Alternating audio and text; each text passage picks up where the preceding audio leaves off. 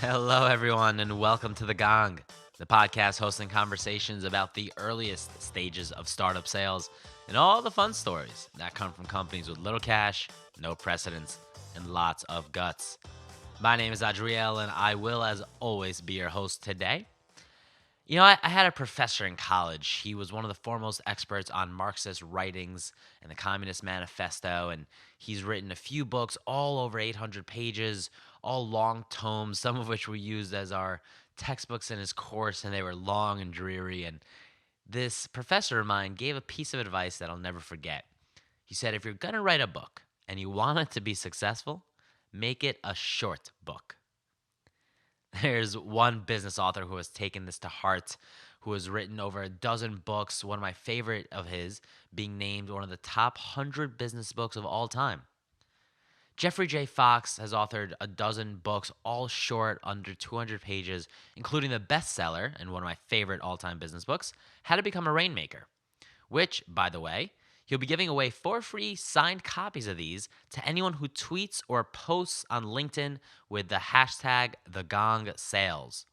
So post on Twitter, post on LinkedIn, tag us at hashtag #TheGongSales, and you might win a signed copy of his book. So who is Jeffrey Fox? Through his work as Fox & Company, he consults with top-notch organizations around the world, and he is a consigliere to CEOs and senior executives. Fox & Company is in the business of helping clients grow revenues and increase gross margins. Prior to starting Fox & Company, Jeffrey worked in senior positions for high-powered consumer industrial marketing companies, like his role as vice president for marketing and corporate vice president of Loctite Corp, which makes super glue and other products, which was doing almost $1 billion in sales while he was there. Jeffrey is the winner of Sales and Marketing Management Magazine's Outstanding Marketer Award and the National Distributors Association Award as the nation's best industrial marketer. He is the subject of a Harvard Business School case study that is rated one of the top 100 case studies and which is thought to be the most widely taught marketing case in the world. Jeffrey graduated from Trinity College, where he was a Capital Area Scholar. He earned his MBA from Harvard Business School and has served as an elected trustee of Trinity College, where he has won several alumni awards, including Person of the Year.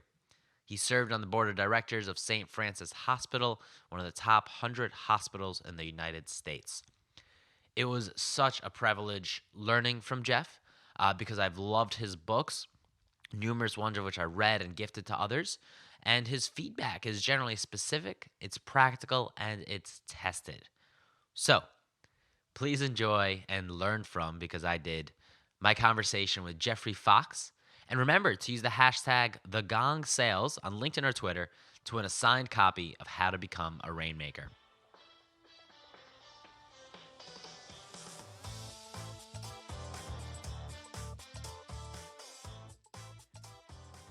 Jeffrey Fox, welcome to The Gong. Thank you. Nice to be here. Yeah, it is such a privilege to be interviewing you. I sent you out a cold email because I've read your book, specifically How to Become a Rainmaker, and then after your recommendation, How to Become a Great Boss, both of which I have sitting here next to me. And, when we think about the things I like to talk about in the Gong, which is how to construct a sales conversation, especially in the early stages of a startup's, books like How to Become a Rainmaker were really, really impactful, just as I learned to do this. So I thought where we would start, of course, we'll get into all the premises that you think and speak and write about very often, but to provide some context, can you tell us a little bit about what you were like as a salesperson when you were in sales, and what qualities you think you had that made you good? Well, remember, everybody is in sales all the time, regardless of their job. If you're a priest, a teacher, a doctor, whatever, you're in sales. And my very first sales job, I was 5 years old and living in a third floor apartment in Hartford, Connecticut. And we lived on a road, a street at that time, which happened to, for some reason, have lots of mansions. And there was snowy day. I went next door with my shovel and shoveled off this house's front steps. They're probably 2 or 3 inches of snow. And this woman, much older, and probably 25, came to the door and said, "What are you doing?" I said, "I'm shoveling the snow off your steps." She said, what do you want? I said, 50 cents. And she gave it to me. And so I think I learned, without knowing I learned it, that you give and get. And it's always important to ask for the order. And it's always important to deliver value. And so when I was a salesperson, I always did that. I didn't know I was doing that. I just sort of instinctively, not even being trained, used to give the customer money. I used to sell what we now call, what I call, the dollarized value proposition. I never sold on price. I always sold on value. And you know, if it was a pharmacist, when I was working for a division of Procter & Gamble, I sold them the markup money they would make on the products they bought, times the turnover and that kind of thing. And later in Loctite, when I was head of marketing for that company, I called it at that time the cost of going without. So if a company had a problem like leaking oil or something, and we could solve that problem, the value of that solution, i.e. the oil the guy didn't have to lose and didn't have to clean up and didn't have to take to the landfill, that would cost him that much money if he didn't go with our solution. And later I came up with the term dollarization, which is the definition in dollars and cents of the benefits a customer gets from a product. So if a guy has a product that says it lasts longer, then that's the benefit. You have to quantify that benefit, which is lasts half a year longer. And you dollarize that benefit where the customer in 1 year would have to buy 2 of the competitors and 1 of yours. So even if yours is the highest price, it might be the lowest cost. And that's what a salesman should do. So when we talk about that, so you talk a lot about dollarized value in all your books. You have a whole book about dollarized value, which makes perfect sense because it's a pitch you're making beyond just the cost of your product being lower than somebody else's, but it's the value of your product being above the status quo or any other alternative. Now, when you work at a startup and the product is sometimes nothing more than the dream or a vision of where you're going, but you're still trying to get those early customers, what are other ways to think about the value that a small early stage company's product or solution or vision or mission might be offering to a customer?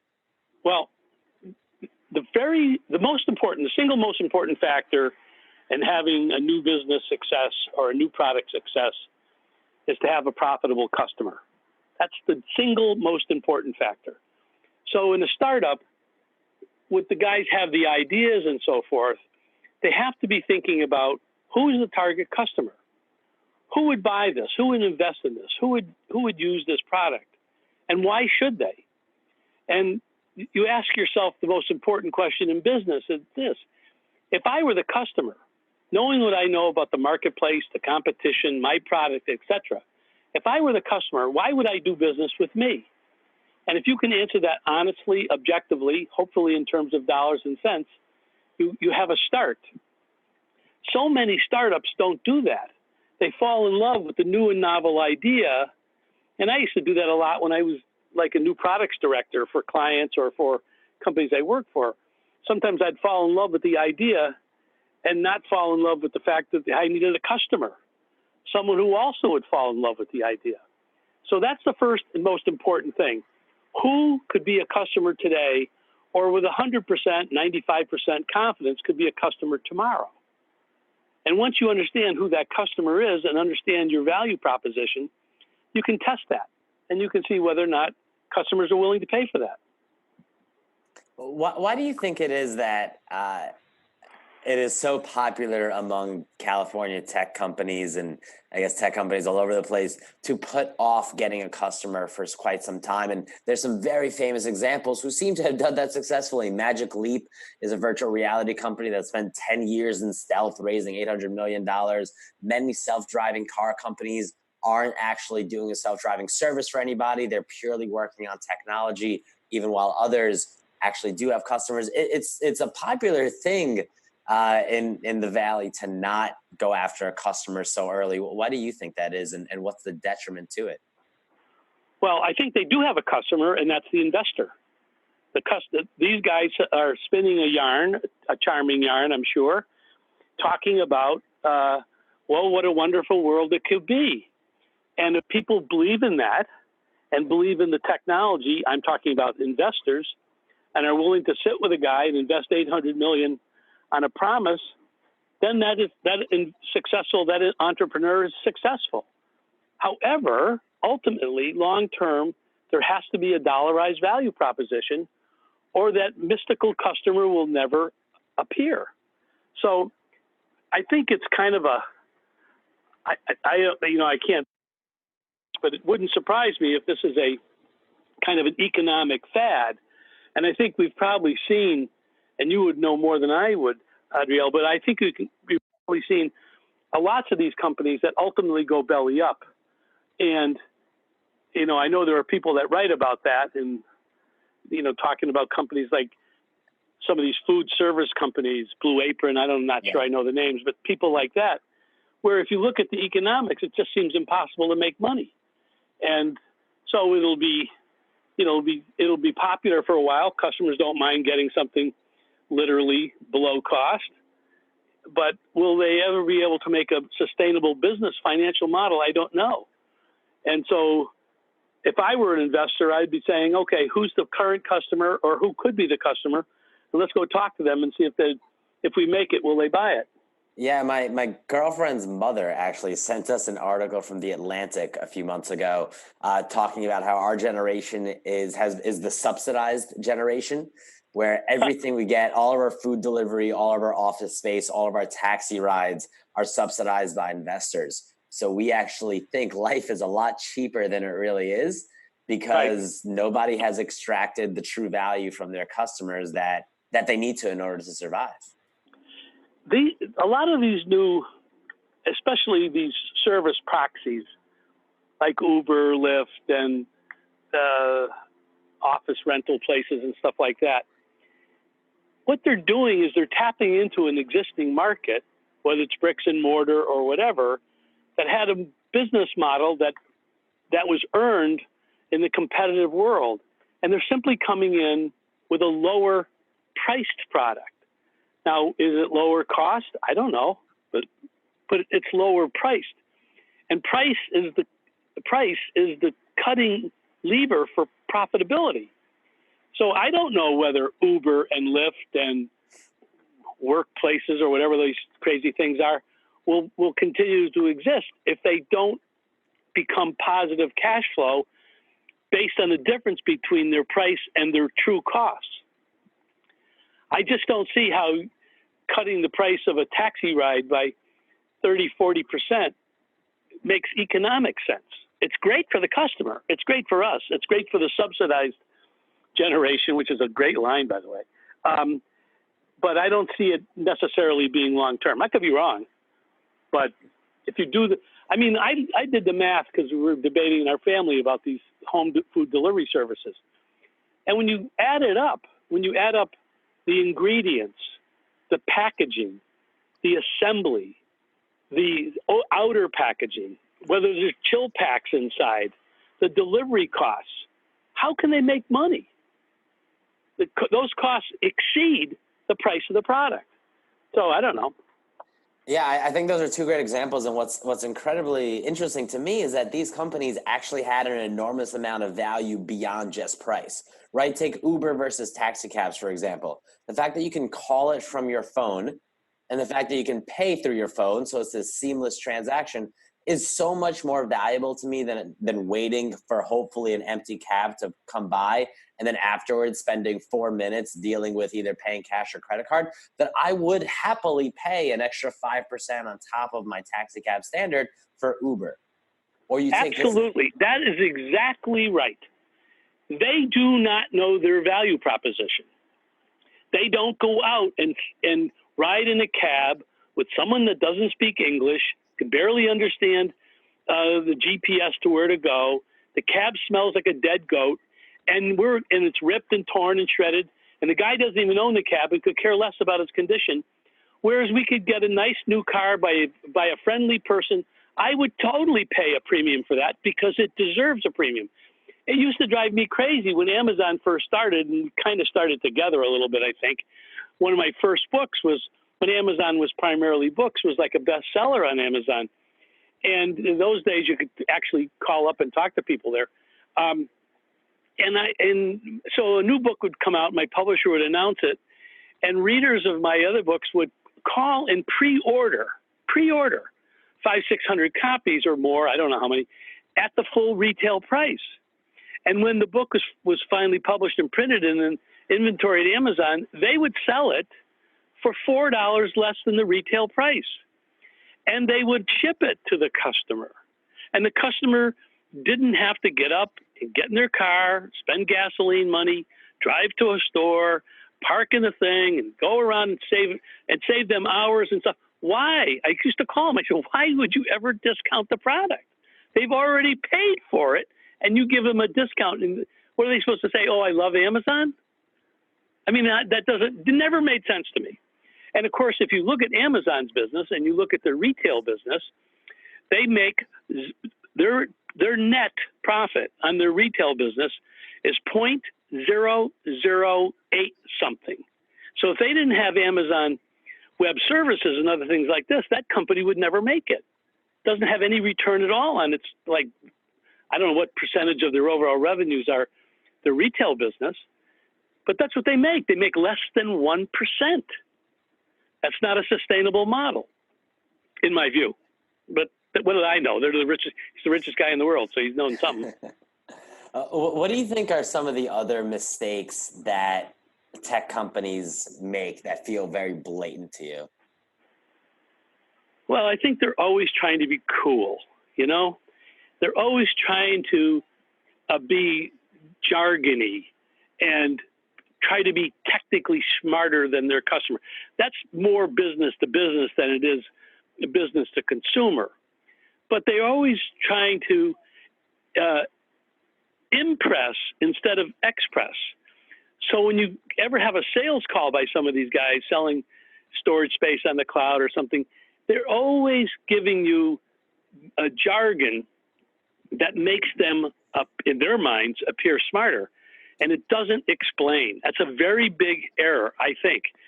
And you will see that a lot of companies, when the early adopters who speak the same jargon, or like to assume they do, when the early adopters are done, the market gets very difficult. Because now you got to talk to people who don't care about the jargon. They care about a return on their investment. That's a mistake. I think other mistakes are how they try to do these work environments, you know, like to be the coolest place on the planet and play ping pong all day and all that. Okay, maybe that's the new generation. But how does that help you with the customer? Is that a retention strategy, keeping employees? If so, it's a good one.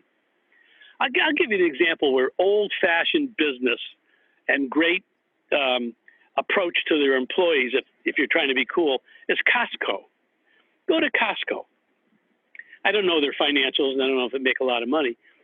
But one of the biggest costs in retail marketing and retail trade is employee turnover.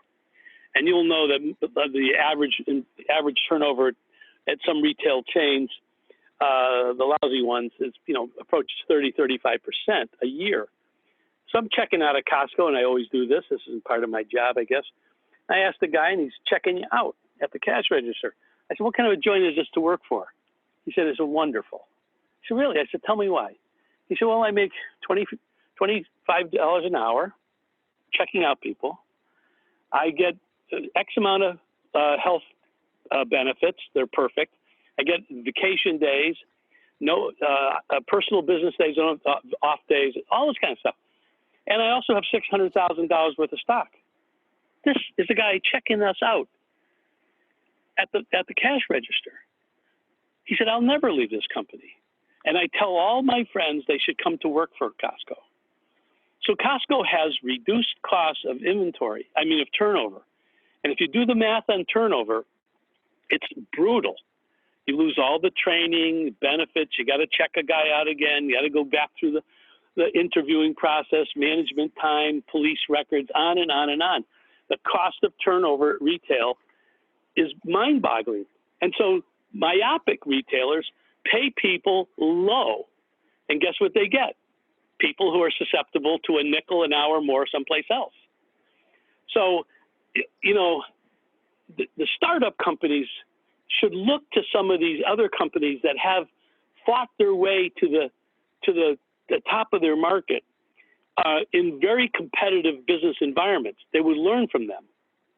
And of course, in my particular job, and I'm consigliere to CEOs and things like that, we constantly see companies that have bright young engineers and bright young managers and innovative thinkers who have no business experience, or now I don't want to be prejudicial against them, but they don't have that kind of, they don't have the medals you get by being rejected and denied and lose business and all that kind of thing. So they talk in blue sky, and they work hard, but they don't work hard at the things that maintain a business.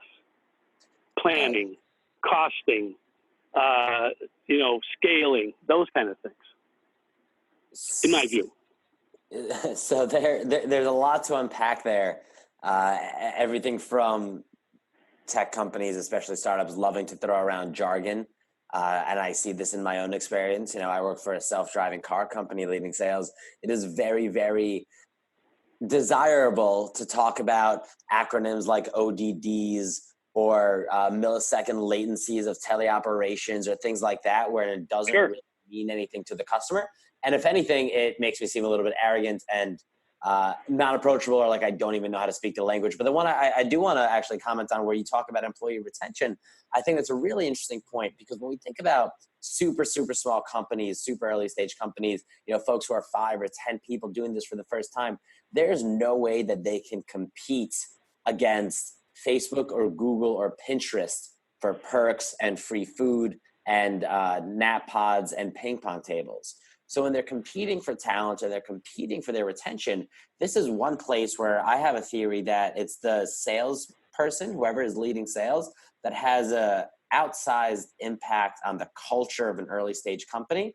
Because the one thing that a small company can compete on is small wins and successes and something to celebrate. So if a salesperson can deliver that, then they can help employees stay excited. They can help employees be creative. They can help attract employees.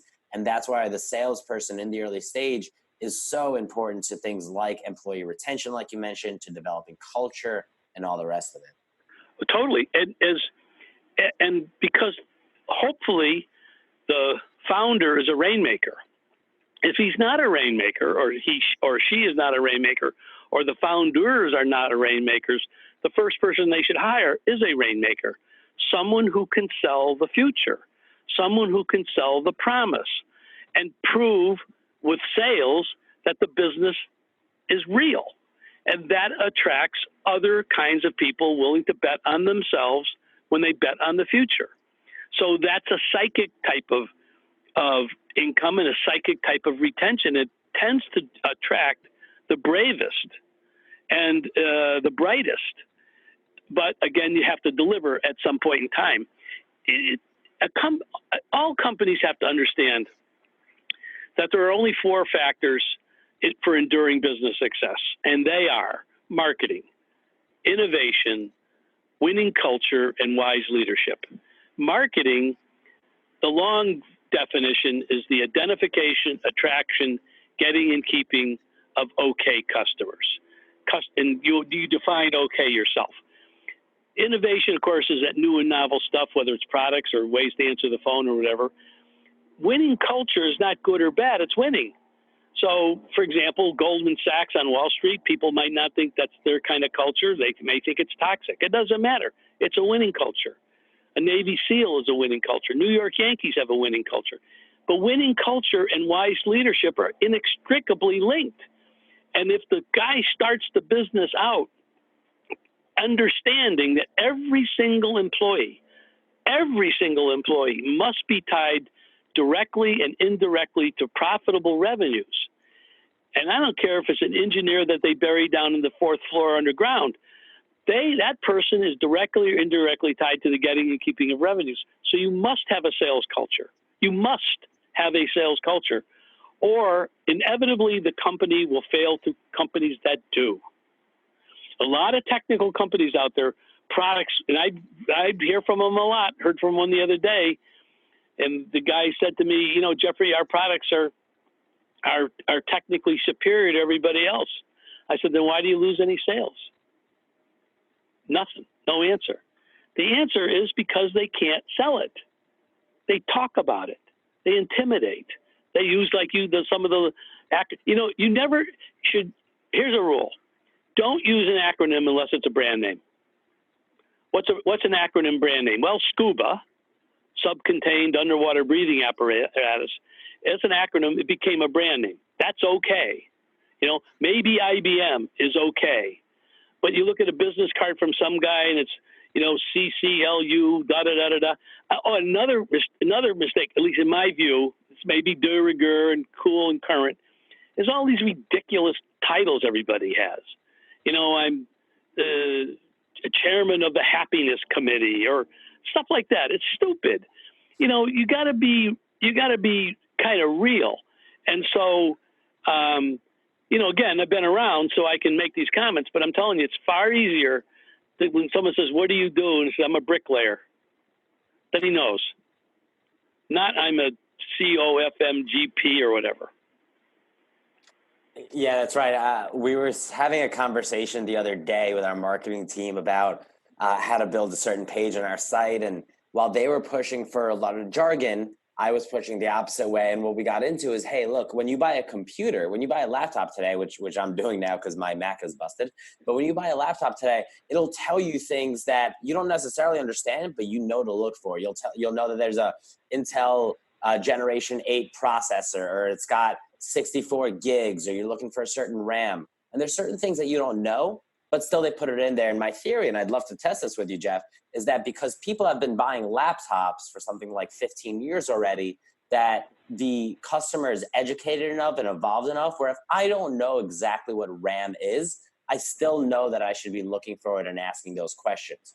Whereas if you're using a new technology, you need to spend the next decade or so educating people about how this technology works, getting to this sort of majority adoption before you ever can expect your customers to be speaking the same language as you. So that's why I think it works for laptops and it doesn't work for virtual reality headsets or new cryptocurrency investment methodologies. What do you think about that? Well, I think what happens is, I think you're right. I think what happens is certain things become so commonly stated that they come to have kind of a life of their own. The other day, we did a little experiment with some companies, and I took the most common acronyms that you see in some of the technology stuff, like RAM and gigabyte and PDF and Wi-Fi, stuff like that, and says, what does this mean? And nobody knew the answer to any of them.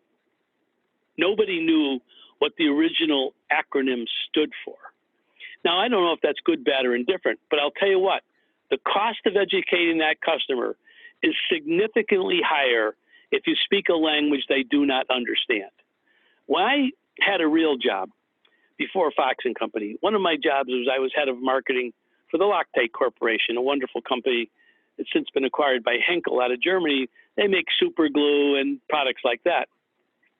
And went in there, and the company was small at the time, and their marketing literature and on their packaging and everything, one of them was, the product was called 242, a thixotropic anaerobic.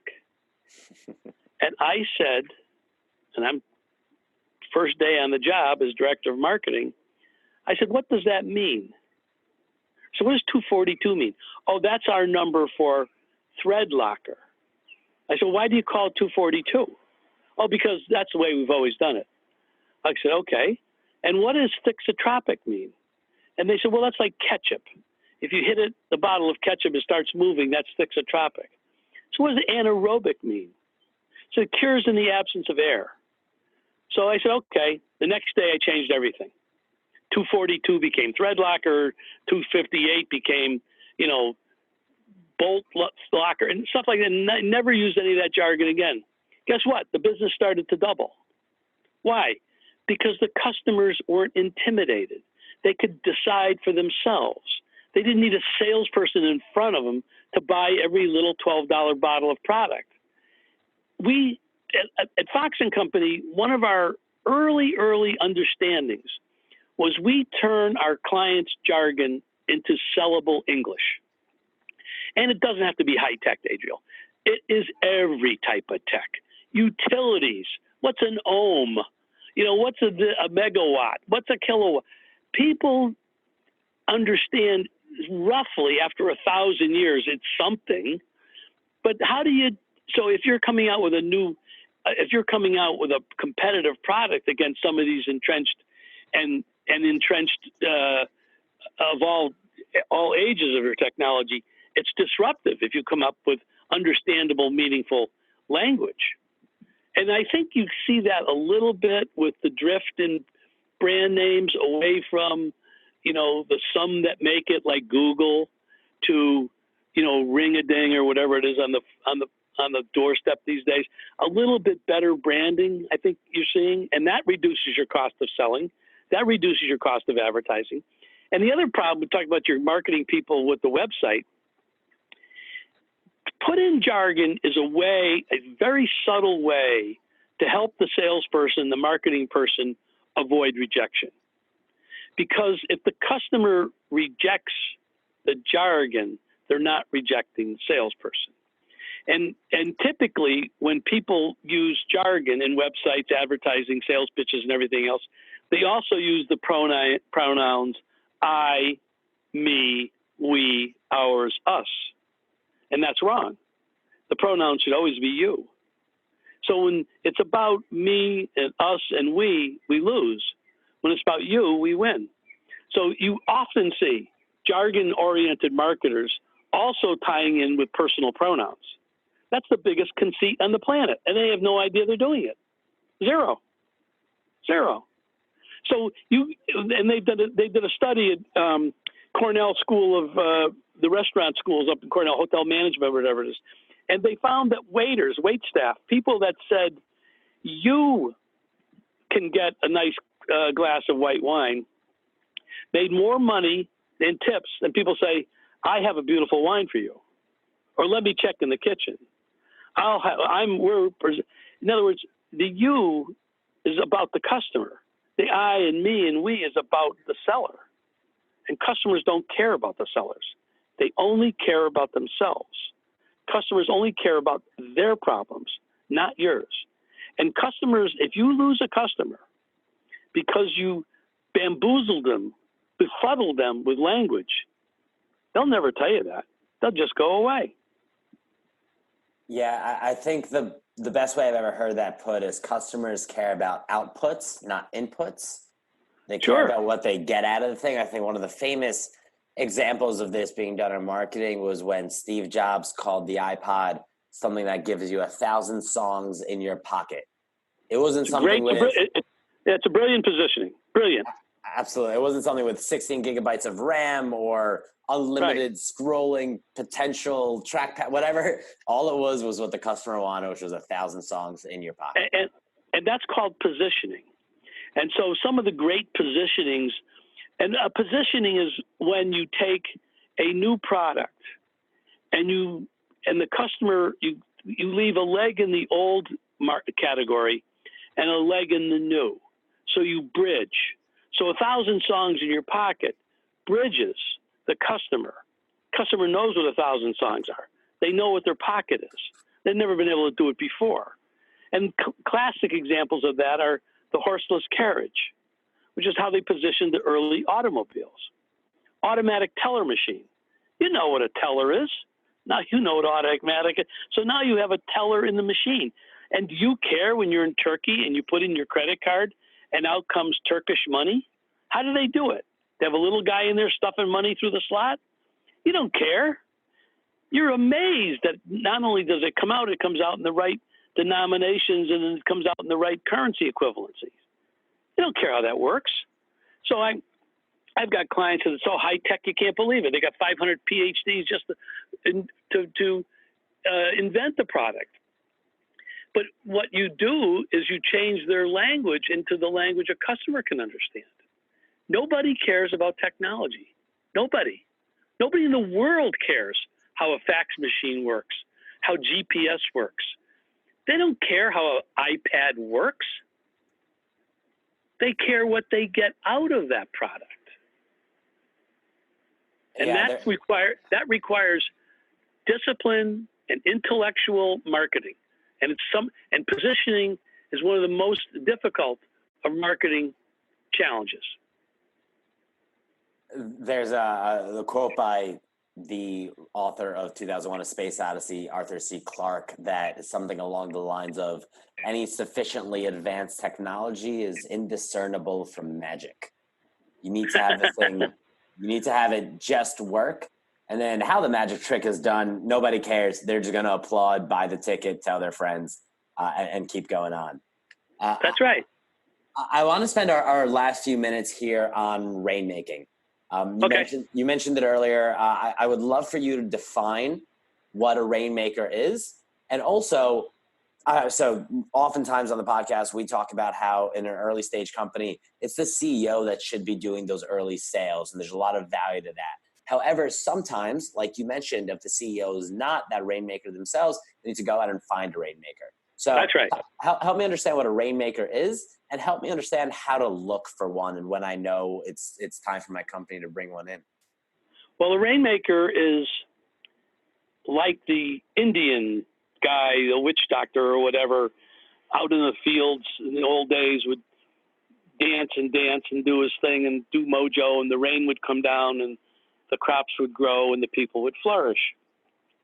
So a rainmaker in a company is that person of any age, any size, any look, any ethnicity, anything, who brings in the business, who keeps the really important but unhappy customer, who can sell a price increase. And rainmakers do this regardless of economic conditions, regardless of competition, regardless of problems in the home office that they didn't ship on time. Rainmakers are people, and the way you can tell, there's one characteristic that distinguishes the rainmaker from the ordinary salesperson. It's not that they're more charming or they're better planning, which is good, or they can handle objections, which is good, and all those kind of things. The single characteristic that distinguishes the rainmaker from the ordinary salesperson is that he or she sells more. And they sell more without discounting. They sell more gross margin revenues. That's a rainmaker. Now, hiring is a very tricky thing. I've come to learn, after being mistaken many times, is that the hiring manager, someone like yourself, hiring a regional manager, hiring a new salesperson, whatever, you don't really do the hiring. You do the facilitating. The salesperson, the candidate, hires or fires themselves. They fire themselves. You make it crystal clear. Mr. Candidate, this is what is expected. This is how you're compensated. These are the tools we have. These are the tools we don't have. I'm telling you, Mr. Candidate, only you know if you can do this job. Only you know if you can sell this product. If you can sell this product without discounting. If you can call on the ugliest customer in the world. If you can make the fearless sales call. If you can wait 10 days before the guy finally agrees to see you. Only you know that. Now, Mr. Candidate, Miss Candidate, ask me any question you want, any question at all. I'll answer the best of my ability. And afterwards, if the chemistry is right and we like you and we offer you a job, keep in mind you've hired yourself and you also fire yourself. That's the way I do it now. Yeah, that hustle, I think, in at least when you're just starting out, is so important, because when you don't have any brand and you don't have any technology sometimes, and all you're working off of is the ability to get in front of a customer, understand their problems, sell them the value that you're working on, it's not sending out 1,000 cold emails, and it's not scrolling through LinkedIn looking for the right person. It is showing up in immensely creative ways, and it is stomping through puddles and making a bit of a mess as you try things out. And that is a tough thing to hire for. But I agree, if you don't have somebody like that early on, ideally that person is you, the founder, at least in the beginning. But if you don't have somebody who's going to go make a splash somewhere and get out there and ask tough questions in front of people and do all that, it's a tough environment in which to build that winning culture you talked about. You want people with grit, Grit. People with grit. Grit is the number one personality characteristic of successful people. They have grit. As Jack Dempsey, heavyweight champion, said, he won 60 fights, 50 by knockouts. Champions get up when they can't. That's what you look for. It ain't easy. Not a lot of people out there. But if they believe in themselves, and they believe in the people they work with, and they believe in the product, and they like the customers, and they're going to make a lot of money, you'll find them. That's right. To quote another heavyweight champ, Iron Mike Tyson, you got to do what the competition is not willing to do. That's right. This crazy lunatic would run around northeastern winters at 3 a.m. in the snow just because he knew whoever he was fighting was not going to do that. That's right. That's right. That's what it takes. That's what it takes. And by the way, smart customers appreciate that. Yes, absolutely. And I can speak to that personally, having been in early stage startups my whole life. Customers who are used to somebody just dialing it in and sending a couple cold emails and shrugging if it doesn't happen. When you show up in front of their office, when you send them a card, when you stake out outside of their building because they said they'd meet you Friday, but they couldn't, but you might as well stay the weekend and meet them on Monday. If you have the guts and the temerity to do that, that gets noticed. Oh, yeah, totally. And the other thing that a Rainmaker does, a Rainmaker shows the customer what their salespeople should be doing. That's, if you can ever, in a situation with a customer, sort of become an example of what their salespeople should be doing, you'll get the business. I can't tell you how many times I've heard guys say, geez, I wish our guys would do this. Why don't they? Absolutely. Oh, well, so we usually end these podcasts on a bit of a rapid fire segment. Go ahead. And that's such a perfect lead in because my first question is always, are there any sales or startup books that have been helpful to you? But quickly to answer that myself, what you just talked about is a book I'm in the middle of called The Challenger Sale by Matt Dixon and Brent Adamson. And the point is exactly that. It's the salespeople who do the best are the ones who push their customers forward. They're the ones who challenge their customers to think about, hey, why aren't your team members doing what I'm doing? Don't you want an environment like I am bringing to you? Well, that's why you should hire us. What about for you? Are there any sales books that have been particularly helpful besides the dozen that you have written?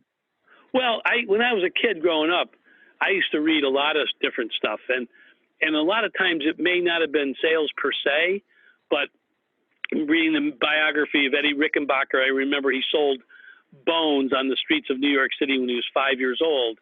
And, David Ogilvy writing on advertising and, how they would get customers. I didn't really know it was about sales. So books by people who have done it, biographies or autobiographies, I find to be very instructive. Yeah, agreed. What is the sale you are most proud of landing?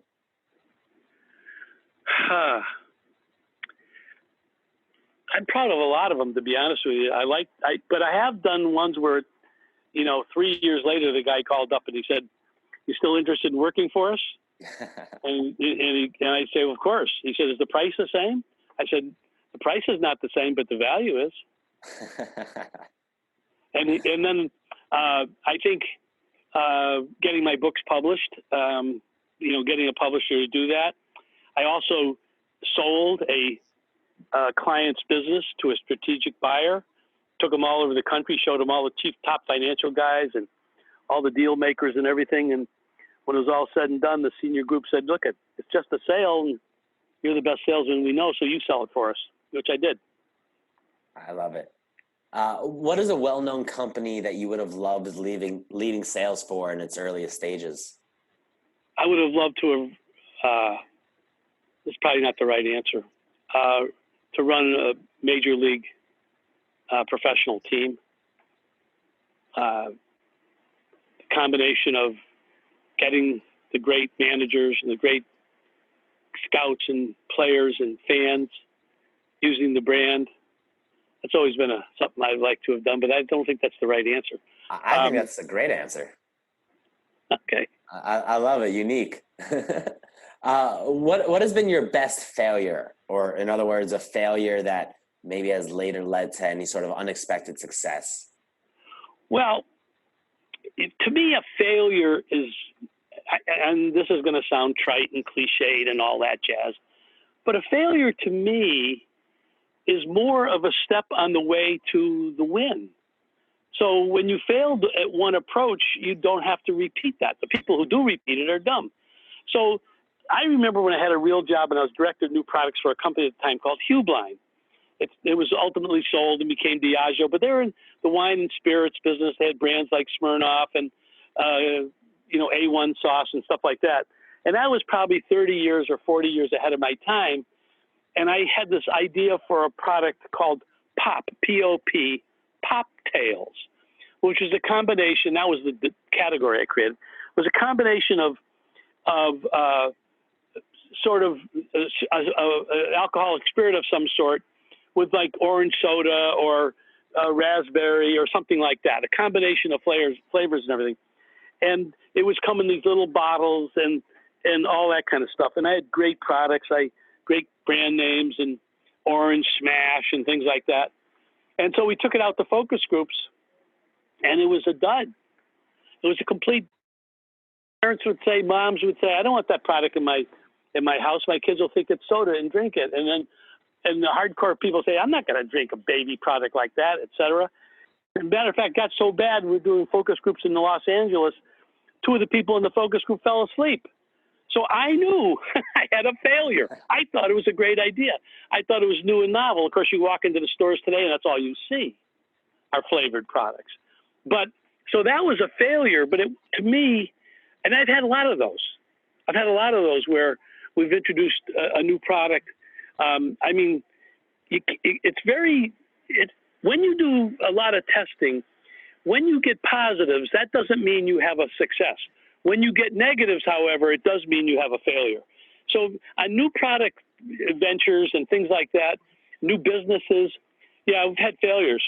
But I think I look at it more as, okay, let's not try it that way again. That's my personal opinion, my view, my sort of insight. I love that story. Jeff, listen, this has been an absolute honor and a ton of fun. Where can people learn more about you, about your work, about your 11, I think now, books? Well, it's interesting. I just published a children's book. I did a specialty publisher because my agent didn't think my brand name went with that. And that's called The Adventures of Flash, an Abandoned Homeless Pot-Bellied Pig. I'm hoping to be able to put it on Amazon next week. But we have a website, foxandcompany.com, I guess it is. And, all the usual places. And I think under my brand name, my name, because I ghost wrote 2 books for clients. I think under my name, there's like 13 Jeffrey Fox books. I think maybe it is 11, maybe it's 12, I don't know. And there are about 235 foreign language editions of my books, and a lot of them are audio. So I'm going to be introducing in 2020, I'm definitely going to be publishing at least 2, probably 3 books this year. I just finished some manuscript on a book. It's out there with a couple of publishers that will be probably out this year. It's called The Table. Life and work lessons learned at the table. And the table is a leitmotif. It's not just the kitchen table. It's the card table, ping pong table, refectory table, and all that kind of stuff. And that's in the very early days. But, I think the website is a good place to start. I haven't looked at it in a long time myself, though. Geez, well, writing 3 books this year, 13 in the past, a children's book, you got to leave some for the rest of us, Jeff. This children's book is real good. It's a modern fairy tale. It's based on a true story where on the island where we live, and I didn't name the island where we live in the book for legal reasons and so forth, but a family abandoned a pot-bellied pig, Vietnamese pot-bellied pig. They came down, stayed for a couple of weeks, left, and 60% of the island is preserved, and the pig's name was Flash, and he learned to live off the land. At any rate, he damaged some airplanes that are on this little single propeller airplanes on a grass strip we have, and an owner shot him twice in the head and buried him. And 3 days later, he dug himself up out of the grave. He wasn't really shot. The bullets glanced off his head. Based on those facts, we have a modern fairy tale. And what some modern parents don't understand is that kids know there are dragons. They just have to know there are dragon slayers. And so fairy tales are a very good way for kids to deal with their fears. And one of the biggest fears of children is being abandoned. And that's what Flash was. And so kids can vicariously experience, it's called, in literature, I think it's called an orphan hero. Huckleberry Finn, Tom Sawyer, Moses, Harry Potter, those are orphan heroes. And that's what Flash is. And I think this book is going to be a lot of fun for a lot of people. Not very long. And I have another innovation in it, put a glossary in it, illustrated glossary, so they could understand all the fauna and flora and Calusa Indians and all that kind of stuff. Kind of fun. That is fantastic. As a fantasy geek myself, I might get a copy. I'm sure I got something to learn. Yeah, well, hopefully I'm going to be able to make it available to everybody. This is a specialty publisher, and I tried this only because my brand is different than business. And they just they directly sell into all kinds of distributors that sell to like a Costco, for example, or Staples, or to corporations, and airport stores, that kind of thing. So we'll do the other part myself. Awesome. I love it. Well, Jeff, thank you so much for your time. You're very, very welcome. Anytime.